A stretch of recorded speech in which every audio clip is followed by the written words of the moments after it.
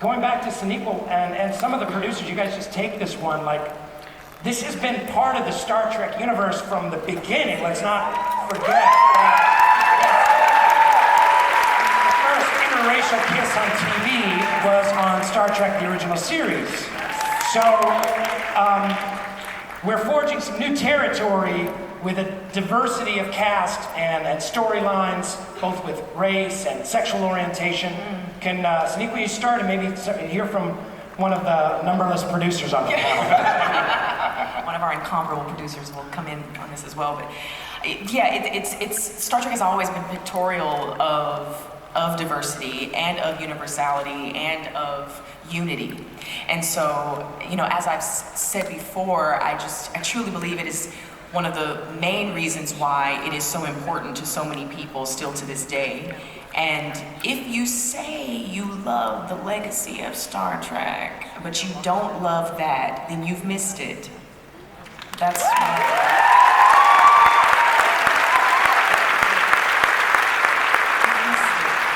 and I encourage you to join with us. You know what I'm saying? Come on the journey with us. Hopefully it'll help you learn something about yourself and the people around you, because that's what our story does. Nice. It's confusing to me, the degree of backlash that we got. Because if you love science fiction, then you love imagining yourself as something other. Yes. And Star Trek is built around empathy. I mean, uniquely, when it comes to long-standing science fiction. It's primary grammar that we see how we are the same and we accept each other's differences and find common ground and love. And it spoke more to what's happening culturally on the internet than it did to Star Trek. Because Star Trek is just about how we hold hands and go forward together. Nice. Yeah. I know, for myself, growing up watching the original series, the unique Roddenberry vision for the future of mankind was so inspiring to me, even at age 5, when I started watching it. Like, oh, you mean the human race can do this? Like, we can all get along, and not only get along with the different races on our planet, but see ourselves as human beings on a much greater journey in the universe. We can get along with other species even, and deal with race and racism and different kinds of issues in other galaxies. That was really expanding what we inspiring. know is life. Expanding. It's kind of weird that some people have a problem with a woman leading the ship. I don't know if you heard there's a woman in Doctor Who about to crush it. And the sanest world leader we have is Angela Merkel in Germany, and when we get a woman president here, the whole full house will be complete. Hey, Gretchen, we got a question for you from the internet. Greg Thornton Co, I guess that means Colorado. He had a question about the Klingons, because in this, we're at war with the Klingons, right? 10 years before the original series. Will the Klingons in Star Trek Discovery speak in English or Klingon with subtitles? And can you tell us a little more about the Klingon universe? Greg, thanks for your question. Because of the story we're telling about the Klingons in this season of Star Trek, it was very important for us to have the Klingons speak Klingon. And there were subtitles. And, from the very beginning, when Alex and Brian started working on this version of Star Trek, it was important for them to make sure that we see the Klingons in a slightly different way, and that they weren't just sort of like the thugs of the universe, and they have their own pride, they have their own interests and talent, and it's a very fascinating culture. The more we explore it, we're part of it. It's been fantastic, and I hope you guys enjoyed it. I know you will. It's been a really being able to expand upon what was already set up and deepen the knowledge of this group of individuals have been fantastic. So yes, you'll have to get out your glasses, you'll be reading subtitles. That's fantastic. And they're using the same Klingon that people get married to and Yes. Klingon conventions and Yes. speak in Klingon. Yeah, okay. They will. There's a Klingon opera, actually, opened recently. Yes. No, if you speak it and understand Klingon, you will understand. We have someone who's like if as we're cutting, if we wanted to adjust lines or anything, it goes through a filter all the time to make sure that every word is correct. So there's someone policing this all the time, and hopefully if we've made a mistake, we apologize. We've gone to great lengths to be incredibly accurate with our Klingon. That would be an awesome job, to be Klingon interpreter for a TV series. Right? Incredible. Now, Akiva, you're a card-carrying Star Trek fan back from the 70s. Tell us a little of that story, and how have you seen the fandom evolve over time? What's it like today compared to 1976? Well, yeah, my first Star Trek convention was in 1976 in Manhattan. My mother decided that... Really? Were you clapping for 1976 or Manhattan? My mother decided that insanely, because it was the 70s, she would let 4 kids who were between 12 and 14 get a hotel room at the Staten Island. Our body weight and what pot used to be like then. You remember seeds? Pot used to have seeds in it. It's a whole thing.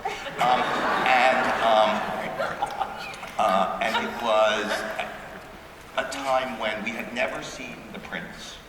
We didn't understand what the color really was because we were watching it in syndication in New York on WPIX. The episodes were edited, so we had never really seen them full because even by then they had gotten shorter. Even by then they had gotten shorter in order to accommodate commercials. The cage was lost. There was a black and white print only, and all you could ever see is what was in the menagerie.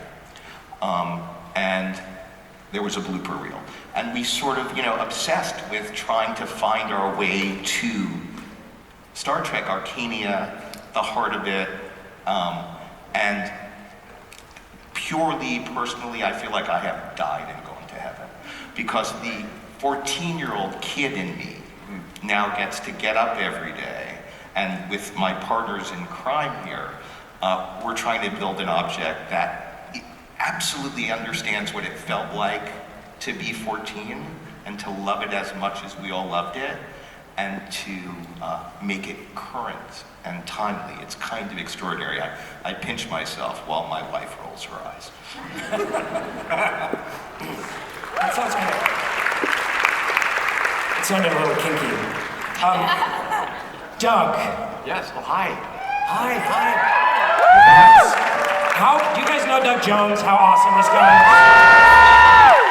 I mean, exceptional actor who has transformed himself into all kinds of incredible characters. What you do is just singular, and I love what you've brought to Saru. Yeah. Did I say it right? You did. Tell us about creating Saru. I understand he has a special walk that you helped create. We'd love to know about his species. What are they called? The Kremlians or the what are they called? Kelpians. Kelpians. The Kremlins. So, appropriate. Very So topical. bring us in. Fill us in. Well, as a Kelpian, what you have not seen in any of these trailers yet is my footwear. My feet are actually hooves. So I'm built up about I'm 6'8" in the show. I'm the tallest character in the show because I'm in this high heel position with no heel under there. So I'm balancing on the balls of my feet. What that did is it kind of pushes my pelvis forward to keep my balance. And so can I show you how I walk? Yes. Dougie Fresh. It will remind you of a supermodel. You have to go in front of the table. Oh, in front, yes. A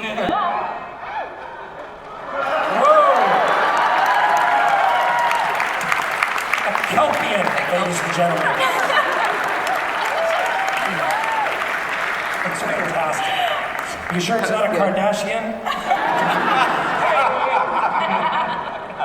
clothes, but uniforms are incredibly tight and snug.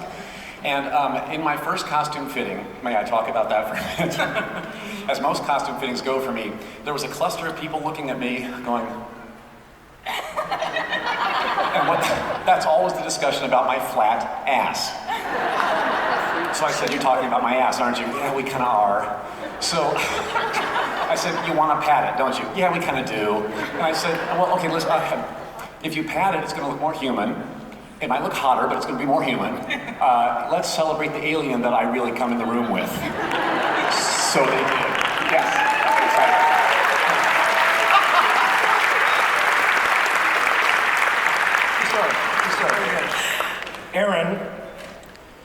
Aaron Harberts, producer, executive producer, writer. How will Discovery, this is from @no_spoken words. No underscore. @no_spoken words wrote in to say, how will Discovery balance the conflict with the Klingons versus the peaceful mission of Starfleet? Yeah. Tell us, Aaron. Let's dig into that. Wow, that's big. That's going to take a lot of episodes. I think how to balance it, we're having them come at each other. We're trying to show how conflict is solved by peace. Sometimes we make some wrong decisions along the way. Some of our characters make certain decisions in the interest of trying to alleviate that. But at the end of the day, we have to move forward together. And it's been a very interesting challenge given where the Klingons and Starfleet end up. So we're telling a story about a certain segment, but at the end of the day, it really is about also understanding each other. And as Gretchen was saying earlier, really wanting to dimensionalize the Klingons so that they aren't just the villains of the universe.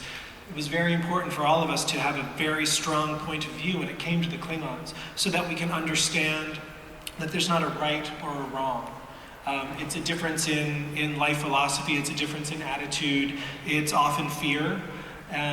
It's sad because it's a conflict that doesn't get resolved, in future iterations. But I think what we're most excited about is really allowing the audience to get a sense of where each side is coming from. Great, thank you. That wasn't that good an answer. Seriously? Heather, tell us a little bit about, this is how is the show structured? This is not individual standalone episodes, right? How do you describe that? Well, I think what was great when Brian Fuller first came in and Alex and Gretchen and Aaron and Akiva and we all started talking was the importance of, there were 700 something, I don't know the exact number, all of you probably do, of Star Trek already, and how do we make our show different, the same yet different? Why are people going to watch this version versus other versions? And the idea of having a story that continues, to be able to follow these characters through 15 episodes, not just a weekly mission, but their emotional journey, which I think you can even tell from the clip, it's really emotional, the show, and I think we get to do that because of the way we're telling the story over all that time. Great, thank you. It wasn't that good answer. You don't have to clap for every answer. Just clap for like the super amazing answers. I'm kidding, come on, I'm kidding. Anthony Rapp. Fan favorite Anthony Rapp, probably from being in Rent. Dazed and Confused. So many other classics. @purple_sloth is a person on Twitter. And this person can you tell us about your character? Mm-hmm. And will your character get to have romantic relationships? Interesting you asked me that question, Rainn Wilson, because I can announce I've been given permission. Because we're under lock and key, be able to, not spoil anything, but we're going to release the information that a wonderful actor that I've known for over 20 years, that you would all know if you're old enough to know. Remember that show, My So-Called Life? He was in that show, and he's in the upcoming season of 13 Reasons Why, and he's a friend that I actually did Rent with briefly, in the long course of my life with it. Wilson Cruz will be playing He will be playing your what? my love interest, my partner. Yes. And we are both officers. Your man love. Yeah, my man love, and we're both officers on the ship. So my character, Lieutenant Stamets, is the first openly gay character in the history of the TV.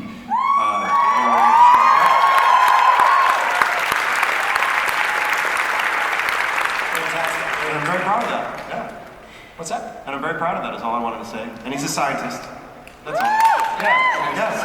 Now you've had, on the set a couple of times, you had some incredible mouthfuls of Sure did. 23rd century scientific gobbledygook. What, do you remember any of that? I did prepare this, so, because I was warned that this might happen. So we begin with all things with the mushroom. In this case, Prototaxites stellaviatori, a species made up of exotic matter found not only in our dimension, but also in a discrete subspace domain known as the mycelial network. Space time. That deserves applause.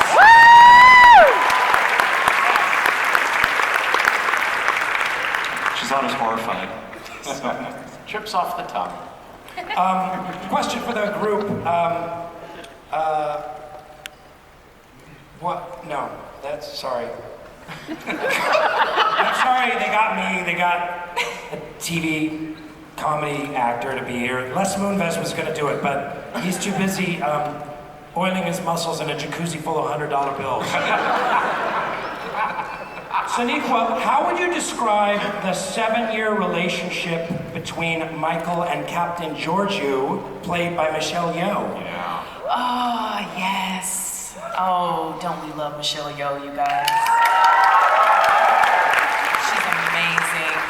Such a phenomenal woman. It is a very close relationship. I graduated from the Vulcan Science Academy and went to the Shenzhou straight out of college, essentially, and she took me under her wing, and I basically was committed to her through, I'm really excited to say this, through my surrogate dad, Sarek. That's a little bit of a reveal. So, I was raised on Vulcan by him and Amanda, and after the murder of my parents, and so he basically commits me to her, and I grow tremendously from her tutelage, and we are very close. It's a very close relationship, very similar to mother and daughter. Fantastic. And speaking of Sarek, James Frain, hello. Big fan of yours from so many different things you've been in, and so excited to see your Sarek. How does your Sarek fit in to the previous portrayals of Sarek? Well, it's an exploration of who he was when he was younger. We know where he ends up, but one of the things that was always fascinating was the fact that he married a human, and that was Spock's backstory. But that's fascinating of a thing for a Vulcan to do. Like, who was this guy? And so we're kind of unpeeling the layers of who he might have been, and it's sort of being revealed with each episode. And he's a mentor to Michael and has taken her under his wing. And so that's interesting too. He has a fully human child to raise. I find him to be endlessly fascinating and complex and ambivalent. How? Yeah. What? This is me. Can you tell us a little more about how you find him to be complex? For real? Yes. No, I'm asking as a fan, like genuinely, I'm interested. Well, because the whole Vulcan ideal is something that they evolved over centuries, and the reality is that they still do have emotions, and they have to cope with these emotions. And there's a real struggle, I think, that goes on in Sarek with that, because he's brought a human into his life, and now he has a half-human child and a fully human child. Is never mentioned in canon, and just be patient with us. We're aware, you'll see where it's going, but we are staying consistent with canon. Fantastic. And Alex, there's a lot of weird, nonsensical online rivalry between the Star Wars universe and the Star Trek universe. Now that we're here at Comic-Con, how do you address that? Well, Star Trek's just better.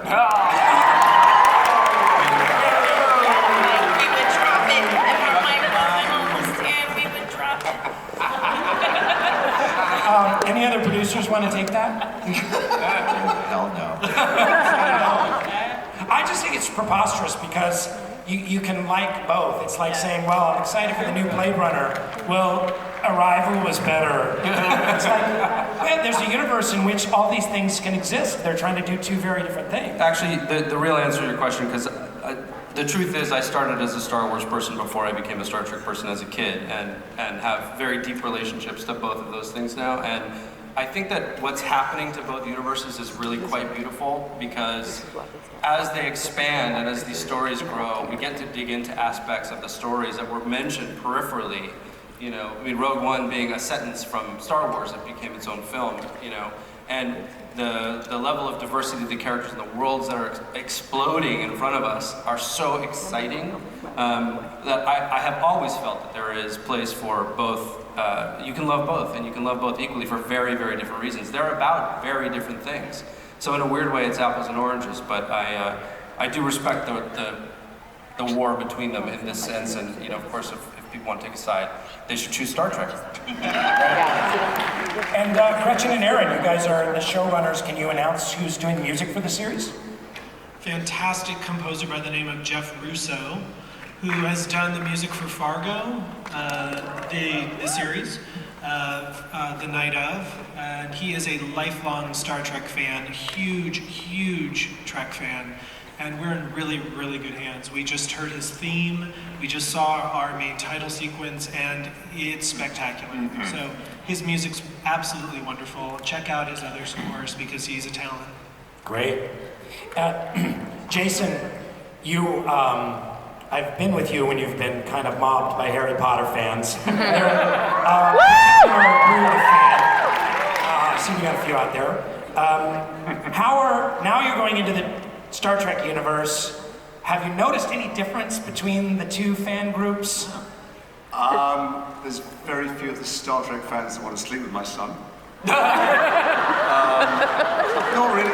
They love stories. I mean, the Star Trek fans some of them have been fans for 50 years, so they're generally older than the Potter fans, but it's the same level of passion, and also of being, for some people, released or saved by storytelling. You know, these things both of them are fantasy and fabulous worlds, but we live complicated and challenging lives, and we look to stories often to help us navigate our way through difficult times. And I think Star Trek did that for a lot of people and has done it over the years, and I hopefully will do it.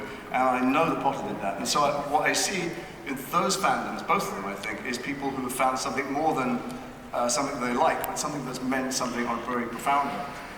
And I don't just started meeting the Trekkies. I look forward to meeting the rest of you, wherever you are. And I'd love to hear from everyone, and Shazad and Mary, maybe we can hear from you. We haven't heard from you guys yet. What's something about when you undertook this that really surprised you about going into this particular facet of the Star Trek universe? Well, for me, is when you get a job, you expect it to be just about the sci-fi. When you get Star Trek, and that's when you start thinking about the technology and all that. But for me, what was so enjoyable to play, and is enjoyable to play, is the emotional complexity of everything we're doing. Just there's so much emotion in the show. There's a lot of turmoil with the characters, and that's, as an actor, it's just what you want to do. So that was a bonus. It was great. And is there something you think will be surprising for fans? Surprising to you, and what will be surprising for fans? You guys don't know how Get out. stupidly funny this woman is. You guys are gonna like really enjoy the hell out of her. I don't know if any of you are off-Broadway fans, but you may have. Seriously, come on. Something that I found surprising. I guess both something that made it really great and something that was surprising was how much it means to so many people and how that endows an actor with respect for the story and wanting to give you the best possible product. It lends power to everything you do to know how much the people around you are invested in it. That's great. Anyone else want to take There are many, I think one of the great advantages for us is that because every episode doesn't have to be closed-ended and because we are, a streaming format, it isn't just that there's emotional serialization, it's that there are story serialization, which allows for a lot of really interesting twists and turns. Sometimes the things you think are happening are not exactly what are really happening, and there are big reveals at several points over the course of the season. And I think the fun of it is that in every possible way, we've all looked to draw those reveals from the origins of Trek. But I think you'll find a lot of surprises along the way that fans will certainly be debating as we go on. I found it surprising that not that it makes any difference to the audience, but that we all adore each other. We spend a lot of time together, obviously, at work, but also Sonequa is the queen of the set and of the casting crew. She organises a bunch of evenings where everybody, whatever level they play in the crew, everybody's equal when we play games night. And I was stunned to find this incredibly generous, kind hostess is one of the most fiercely competitive, ugly competitive people I've ever met. It's not a surprise that she's leading this starship. You would follow her into battle but don't play a game with her. And you guys have to understand, Sonequa, seriously, is one of the kindest, most radiant, generous people I've ever met in my life. And I'm pretty old, I've met a lot of people, and she really is up there. I was only on set for a couple of episodes, so how did you guys, producers, how did you find her? How did you know that she was Michael Burnham and kind of the emotional core, the heart of the story you were going to be telling? What was that process like? That was a really difficult process for all of us because, that person doesn't just walk in the room. And we knew what we wanted. On the page, the role is complex and not just anybody can play it. And we were looking for months and months, and her name came up, and she wasn't available. We were tracking you, Sonequa. Yes. We were watching. She was busy on this small show called The Walking Dead. They get their own panel. And she wasn't available. And suddenly we had to push a little bit, and she became available. And the second she walked in the door, Gretchen and I turned to each other, and we were just like, "That's it. That's Michael Burnham right there." And she left, and it was basically call CBS. We found her. She's so talented. She's as talented as she is kind and wonderful. And You've not been to games night.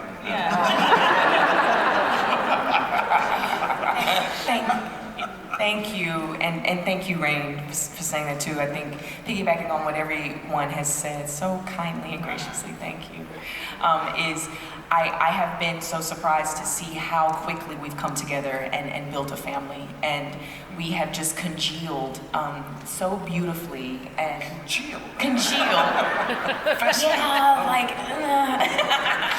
But we become a cohesive unit. Let's go with that more than congeal.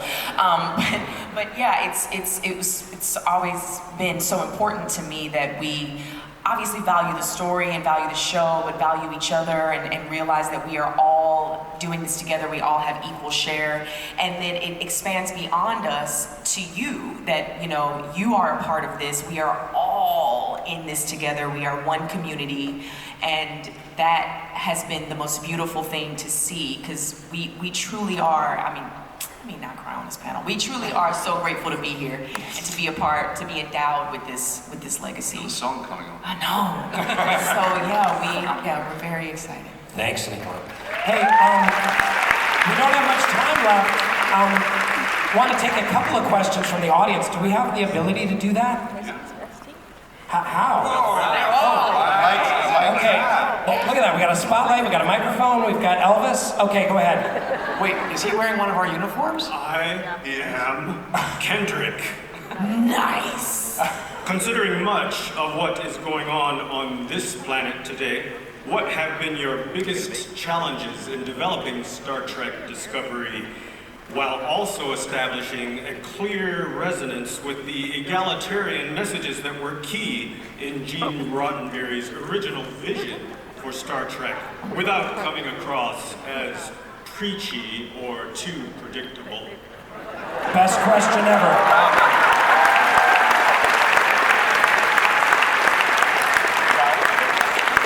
Fantastic. Oh, thank you. Could you repeat that, please?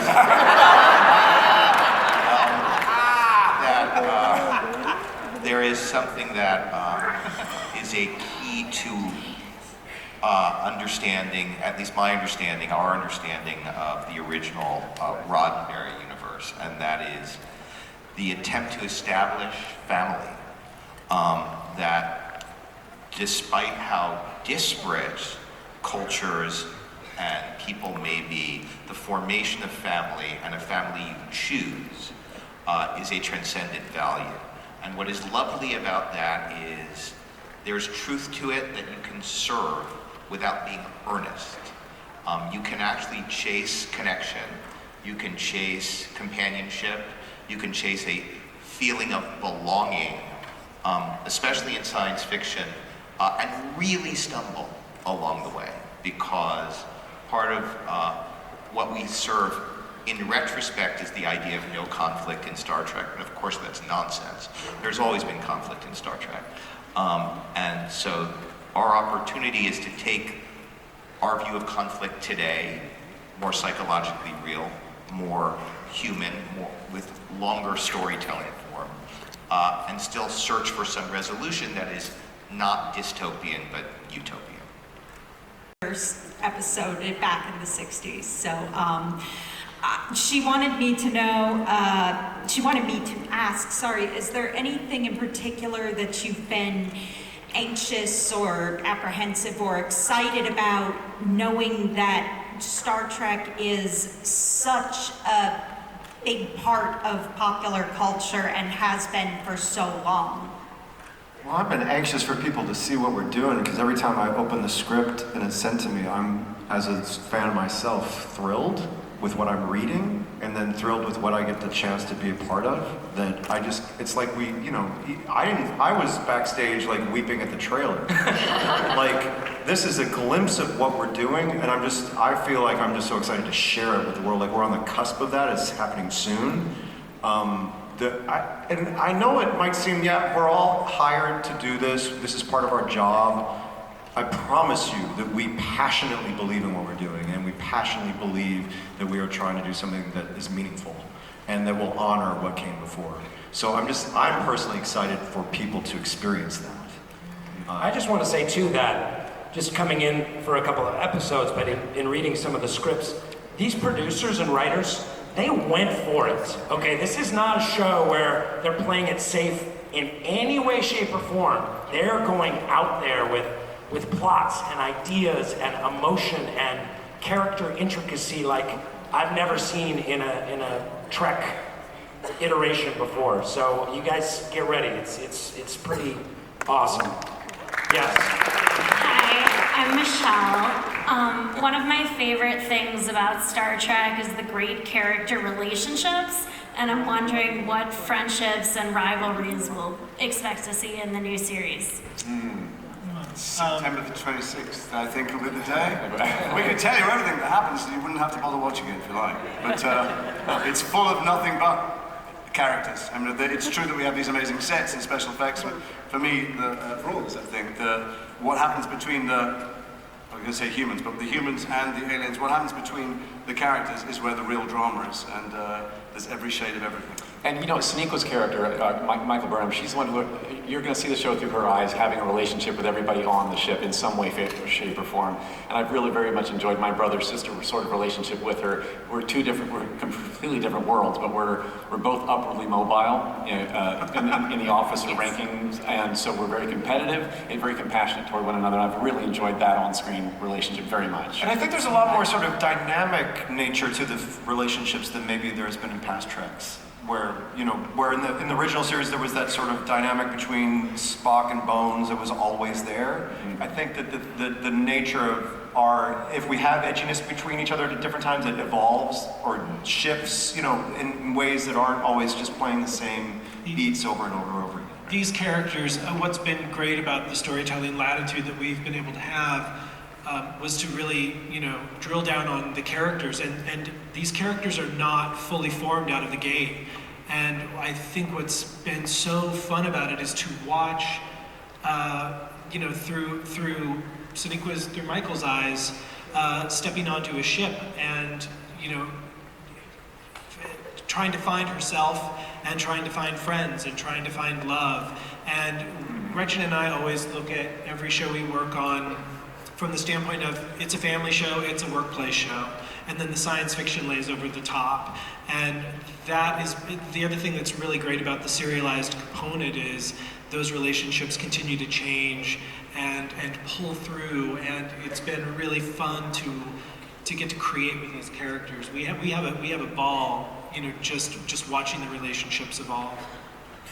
Guys, we're getting out of time here, so I'm just going to leave you with a couple of tidbits, juicy tidbits. This show premieres in the United States of America on Sunday, September 24th on CBS All Access after it premieres on the CBS television network. So the All Access is like $6 a month, and then you can watch everything that's ever been on CBS ever, including this amazing show. There's 15 episodes that are being made. The first half of those episodes will premiere right away, and the second half will premiere in January, so it'll be a little pause between the two storylines. And in Canada, it'll be on Bell Media, and it's going to be on Netflix in 188 other countries. Let's give it up for the producers, the cast,